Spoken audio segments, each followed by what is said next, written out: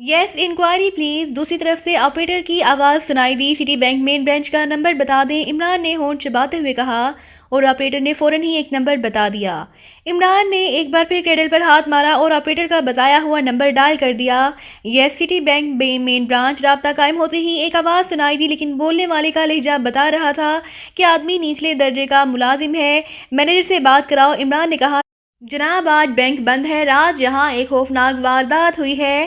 Special لاکر والے حصے میں 3 مسلح چوکیداروں کو گولی مار کر ہلاک کر دیا گیا ہے اور اسپیشل لاکر کے سیفٹی دروازے کو توڑا گیا ہے۔ پولیس تفتیش کر رہی ہے۔ چوکیدار بات کر رہا ہے۔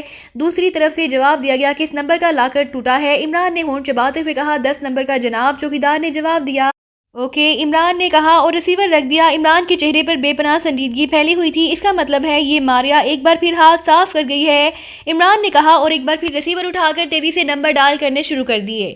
یس ایئرپورٹ ایکسچینج آپریٹر۔ دوسری طرف سے آواز سنائی دی، فوراً ریکارڈ آفس کے انچارج سے بات کراؤ۔ عمران نے تیز لہجے میں کہا، یس ہولڈ آن کریں۔ دوسری طرف سے کہا گیا، yes in charge foreign from record office بول رہا ہوں۔ چند لمحوں بعد ایک آواز سنائی دی، ڈپٹی ڈائریکٹر سینٹرل انٹیلیجنس بول رہا ہوں۔ عمران نے انتہائی تحقیقانہ لہجے میں کہا، یس سر، فرمائیے کیا میں خدمت کر سکتا ہوں آپ کی؟ دوسری طرف سے بولنے والے کا لہجہ مؤدبانہ ہو گیا تھا۔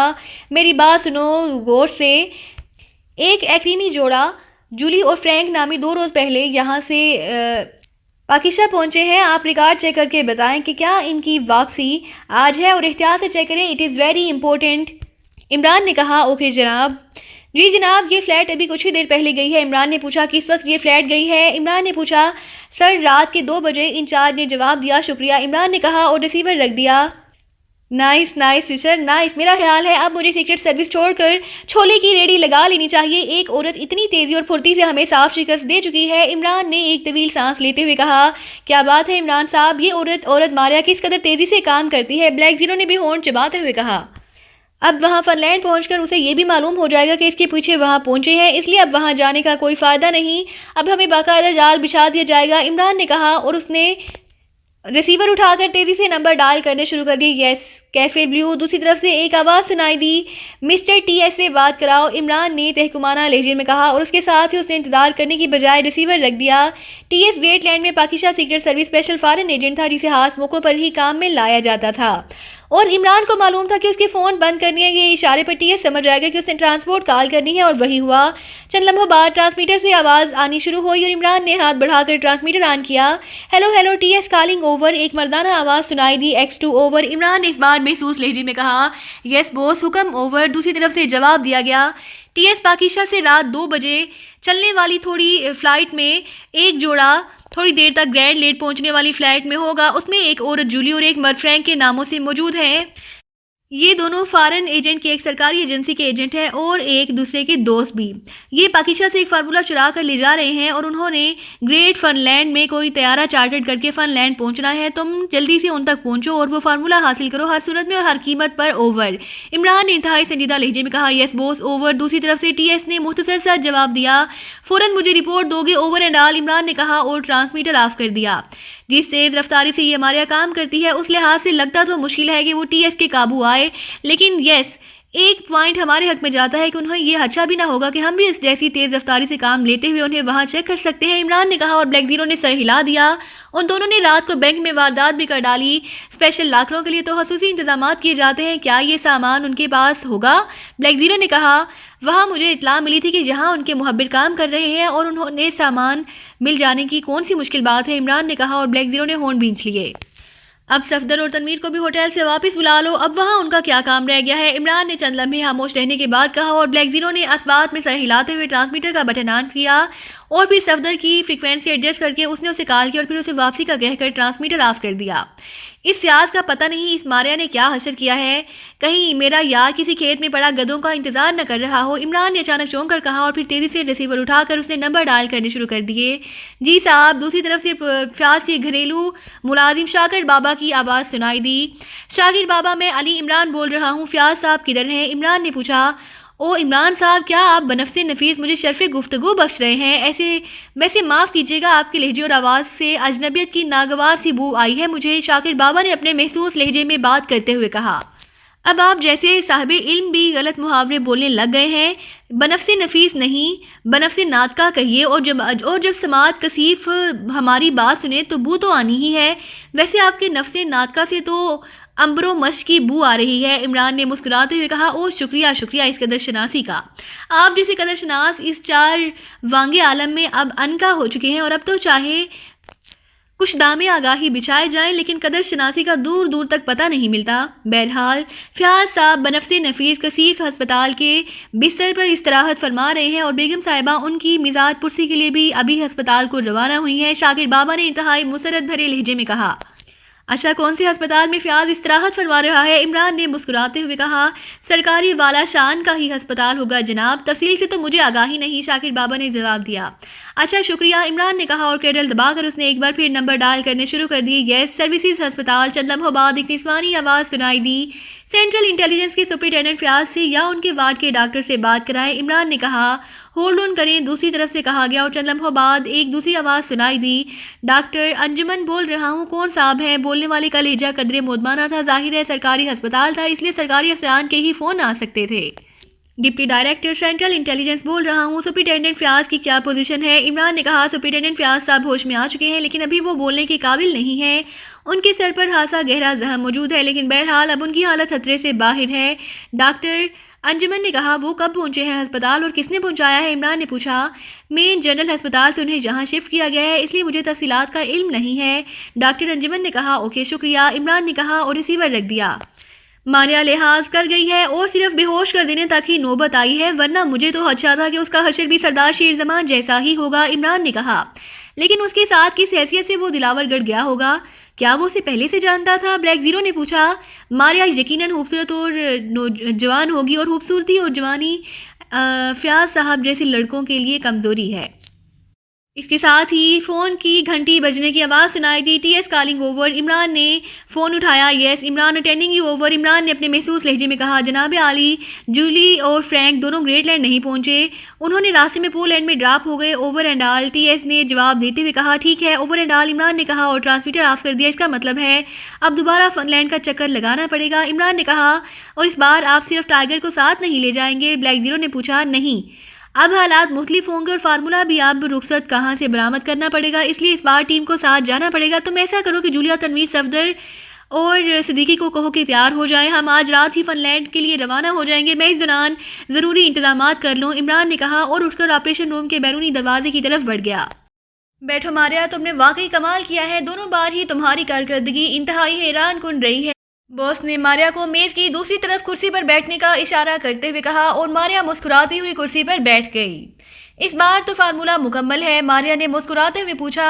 ہاں، تصدیق کر دی گئی ہے کہ یہ مکمل فارمولا ہے، تم نے تفصیل نہیں بتائی کہ اس قدر جلد تم نے یہ فارمولا کیسے حاصل کر لیا، باس نے مسکراتے ہوئے کہا، اور ماریا نے پاکیزہ جانے وہاں پیش آنے والے تمام حالات تفصیل سے بتا دیے۔ ویری گڈ، تمہاری یہی تیز اور فوری کارکردگی تمہاری کامیابی کا موجب بنتی ہے۔ بہرحال اب ایک بات ہماری پیش نظر رہے کہ پاکیزہ سیکرٹ سروس اب یقیناً اس فارمولے کے حصول کے لیے حرکت میں آ جائے گی، کیونکہ اس کرنل نے تمام تفصیلات بتا دینی ہے، باس نے کہا۔ باس، میرا تو خیال ہے کہ پہلی بار بھی وہ ہمارے متعلق جان گئے تھے، وہ یہاں بھی پہنچے تھے، لیکن ان کی بدقسمتی کی جب وہ یہاں پہنچے مجھے تلاش کر رہے تھے، میں وہاں پاکیزہ پہنچ چکی تھی، اور جب تک وہ واپس پہنچے ہوں گے میں وہاں سے فارمولا حاصل کر کے یہاں بھی پہنچ چکی ہوں، ماریا نے مسکراتے ہوئے کہا۔ لیکن اس کی بات کا باس پر شدید رد عمل ہوا۔ کیا کہہ رہی ہو؟ وہ یہاں آئے تھے پاکیزہ سیکرٹ سروس والے؟ کب؟ تمہیں کیسے معلوم ہوا؟ باس نے تیز لہجے میں پوچھا۔ وہ دو آدمی تھے، دونوں ایشیائی تھے، وہ اپنے آپ کو کافرستانی بتا رہے تھے، لیکن مجھے یقین ہے کہ ان کا تعلق پاکیزہ سے تھا، اور انہوں نے جس حیرت انگیز تیزی سے میرا کھوج نکالا ہے، اس سے یہی ظاہر ہوتا ہے کہ وہ یقیناً سیکرٹ سروس کے ہی ایجنٹ ہو سکتے تھے۔ ان میں سے ایک نے اپنا نام اعظم اور دوسرے کا نام ارشد بتایا ہے۔ وہ یہاں آ کر پہلے بلیو لائٹ کلب گئے، وہاں سے انہوں نے سپروائزر آرنلڈ سے میرے بزنس پارٹنر آسکر کا پتہ چلایا، پھر وہ آسکر کے پاس پہنچے، آسکر سے انہوں نے ایسی باتیں کی اور بلیک ٹاپ کا حوالہ دیا کہ آسکر نے میرے سیکشن کے انچارج فرائڈ کے گھر کا پتہ بتایا اور وہ فرائڈ کے پاس پہنچ گئے۔ وہاں انہوں نے فرائڈ کے ملازموں کو بے ہوش کر دیا اور فرائڈ پر تشدد کر کے فارمولے اور میرے بارے میں پوچھ گچھ کی۔ فرائڈ سے انہیں یہ معلوم ہو گیا کہ ہمیں پہلی بار فارمولہ مکمل نہیں مل سکا، اور یہ کہ میں اب جولی کے نام سے ایک کریمین روپ میں پاکیزہ گئی ہوں، پھر وہ فرائڈ کو بے ہوش کر کے چلے گئے۔ میں نے واپسی پر طیارے سے فلائٹ سے فون پر بات کی تو فلائٹ نے مجھے یہ ساری تفصیلات بتائیں، چنانچہ میں نے گریٹ لینڈ کی بجائے راستے میں پولینڈ ہی ڈراپ ہونے کا فیصلہ کر لیا، کیونکہ نامانی کی وجہ سے وہی ایئرپورٹ سے معلومات حاصل کر سکتے تھے۔ اس طرح گریٹ لینڈ میں ان کے ایجنٹ ہم سے فارمولہ حاصل کرنے کی کوشش کر سکتے تھے۔ پولینڈ سے جہاز چارٹر کرا کر میں یہاں آ گئی ہوں، اور مجھے یقین ہے کہ وہ اب لازماً دوبارہ فارمولے کے پیچھے یہاں فن لینڈ آئیں گے، اس لیے میں نے اپنے سیکشن کو پوری طرح الرٹ کر دیا ہے۔ وہ جیسے ہی یہاں پہنچے میرے ہاتھ سے نہ بچ سکیں گے، ماریا نے پوری تفصیل بتاتے ہوئے کہا۔ اور نہیں ماریا، یہ انتہائی خطرناک ہوگا، تم اپنے سیکشن سمیت فوری طور پر انڈر گراؤنڈ ہو جاؤ، دوسرے سیکشن ان کے پیچھے لگا دیتا ہوں، تم پر ان کا ہاتھ پڑ گیا تو پھر وہ لازماً فارمولے تک بھی پہنچ جائیں گے اور انہیں تلاش بھی تمہاری ہی ہوگی، بوس نے ہونٹ چباتے ہوئے کہا۔ نہیں بوس، میں خود ان کا مقابلہ کرنا چاہتی ہوں اور آپ دیکھیں گے کہ میں ان کا خاتمہ کیسے کرتی ہوں۔ اگر میں وہاں ان کے ملک میں کامیاب ہو سکتی ہوں تو یہ تو میرا اپنا ملک ہے، یہاں تو میں انہیں ایک قدم بھی نہ اٹھانے دوں گی، ماریا نے انتہائی اعتماد بھرے لہجے میں کہا۔ لیکن اگر تمہیں ناکامی ہوئی تو تمہاری وجہ سے وہ مجھ تک اور پھر فارمولے تک پہنچ جائیں گے، اس لیے میں یہ رسک نہیں لے سکتا۔ تمہیں اور تمہارے سیکشن کو انڈر گراؤنڈ ہونا پڑے گا، بلکہ بہتر یہی ہے کہ تم اپنے سیکشن سمیت چھٹیاں منانے ایکڈیمیا چلی جاؤ، بوس نے فیصلہ کن لہجے میں کہا۔ اگر آپ کا یہی حکم ہے تو اس کی مکمل تعمیل مجھ پر فرض ہے بوس، لیکن میری درخواست ہے کہ مجھے ان لوگوں کے خلاف کام کرنے کا موقع دیا جائے۔ ایسا ہو سکتا ہے کہ میں سیکشن کو آف کر دیتی ہوں اور خود ذاتی حیثیت سے ان کا مقابلہ کروں گی۔ آپ جانتے تو ہیں کہ زیر زمین دنیا میں میری ذاتی حیثیت کیا ہے۔ گولڈن گرل سے اور اس کے گروپ سے زیر زمین دنیا کے افراد ہمیشہ دہشت زدہ رہتے ہیں، ماریا نے ہونٹ چباتے ہوئے کہا۔ چلو اگر تم ضد کرتی ہو تو ٹھیک ہے، گولڈن گرل کی حیثیت سے تم ان کے خلاف کام کر سکتی ہو، لیکن سیکشن کو مکمل طور پر آف کر دو تاکہ سیکشن کے کسی آدمی کے ذریعے وہ تم تک نہ پہنچ سکیں۔ ویسے میں زیرو سیکشن کی ڈیوٹی بھی لگائے دیتا ہوں، بوس نے کہا۔ آپ مجھ پر اعتماد کریں بوس، زیرو سیکشن کو کام کرنے کی ضرورت ہی نہ پڑے گی۔ ہاں مگر اگر میں نے ضرورت محسوس کی تو میں خود آپ سے رابطہ قائم کر لوں گی، آپ دیکھیں تو صحیح کہ میں ان کا کیا حشر کرتی ہوں، ماریا نے کہا۔ اوکے ٹھیک ہے، مجھے تمہاری کارکردگی پر مکمل اعتماد ہے، بوس نے رضامند ہوتے ہوئے کہا۔ اس اعتماد کا شکریہ بوس، اب مجھے اجازت دیجیے تاکہ میں سیکشن کو آف کر کے خود گولڈن گرل کا روپ دھار لوں اور ان کے استقبال کی ابتدائی تیاریاں بھی مکمل کر لوں، ماریا نے اٹھتے ہوئے کہا۔ ٹھیک ہے، بہرحال مجھ سے رابطہ مسلسل رکھنا اسپیشل فریکوینسی پر تاکہ مجھے حالات کا ساتھ ساتھ علم ہوتا رہے، بوس نے کہا۔ یس بوس، ماریا نے کہا اور پھر تیز تیز قدم اٹھاتی مڑ کر بیرونی دروازے کی طرف بڑھ گئی۔ اسٹاک ہوم سے بلنکی سمیت چلنے والا مسافر بردار چھوٹا جہاز بلنکی پہنچنے ہی والا تھا۔ سویڈن کے دارالحکومت اسٹاک ہوم سے فن لینڈ کے دارالحکومت بلنکی کے درمیان ہر 2 گھنٹے بعد ایسے چھوٹے مسافر بردار جہاز آتے جاتے رہتے تھے، کیونکہ اس طرح فاصلہ بھی بے حد کم ہو جاتا تھا اور سفر بھی انتہائی آرام دہ اور دلچسپ رہتا تھا۔ فرسٹ کلاس ہال میں اس وقت تقریباً ہر قومیت کے مسافر موجود تھے۔ اس ہال کی سیٹیں انتہائی آرام دہ تھیں اور تقریباً نیم عریاں ویٹرس مسافروں کو ان کی ضروریات کی ہر چیز ساتھ ساتھ مہیا کرتی رہتی تھیں۔ فرسٹ کلاس ہال کی فرنٹ سیٹوں پر اس وقت عمران کے ساتھ جولیا، صفدر، تنویر، نعمانی اور صدیقی 2 قطاروں کی صورت میں آگے پیچھے بیٹھے ہوئے تھے۔ سوائے جولیا کے باقی سب کے چہروں پر ایکڈیمین میک اپ تھے۔ کاغذات کے لحاظ سے وہ سیاہ تھے اور سیاحت کے سلسلے میں ہی فن لینڈ جا رہے تھے۔ جہاز انتہائی تیز رفتاری سے کسی ہلکی پھلکی موٹر بوٹ کی طرح پانی کے اوپر اڑتا ہوا اپنی منزل کی طرف بڑھا چلا جا رہا تھا۔ انہیں اسٹاک ہوم سے چلے ہوئے 5 گھنٹے ہو گئے تھے اور اب صرف 10 منٹ باقی رہ گئے تھے۔ کیا ہم طیارے کے ذریعے وہاں نہیں جا سکتے؟ جولیا نے عمران سے مخاطب ہو کر کہا۔ کیوں، کیا اس سفر میں لطف نہیں آ رہا؟ عمران نے مسکراتے ہوئے کہا۔ لطف تو آ رہا ہے لیکن وقت کافی لگ گیا ہے، جولیا نے جواب دیا۔ تو کیا ہوا، ابھی ہمارے پاس وقت ہی وقت ہے۔ وقت تو اس وقت غائب ہونا شروع ہوتا ہے جب آدمی شادی شدہ ہو کر وقت سے آگے دوڑنا شروع کر دیتا ہے۔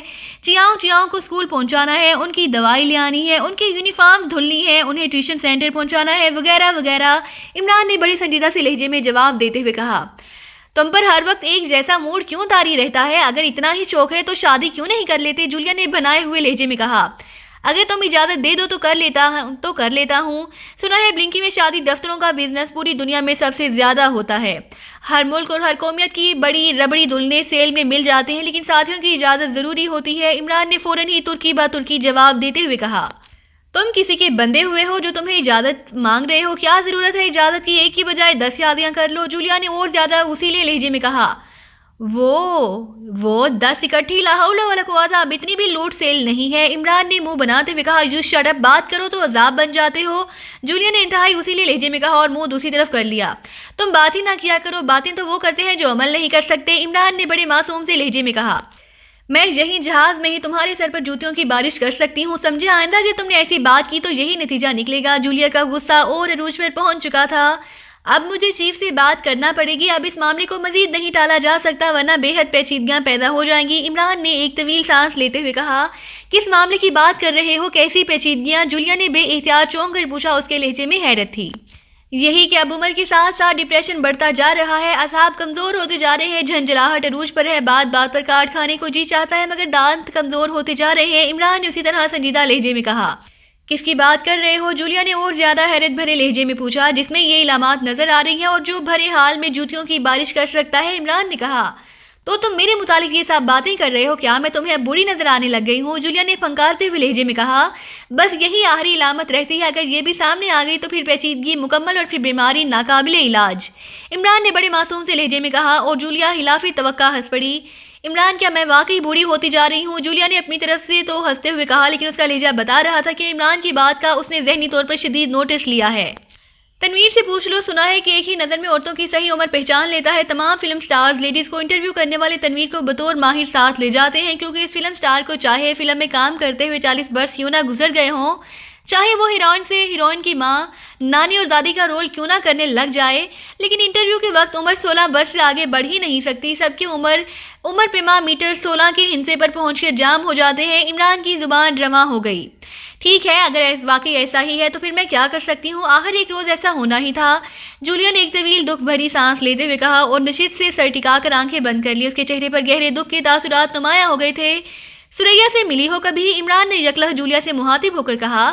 سریا تمہاری بہن؟ ہاں، کیوں، اس کا کیا ذکر آ گیا؟ جولیا نے چونک کر آنکھیں نکالتے ہوئے کہا، کیا وہ تمہیں بوڑھی لگتی ہے؟ عمران نے سنجیدہ لہجے میں پوچھا۔ سریا بوڑھی؟ کیا کہہ رہے ہو، ابھی تو وہ نوجوان ہے، مگر تم کیا کہنا چاہتے ہو؟ جولیا نے حیران ہو کر کہا۔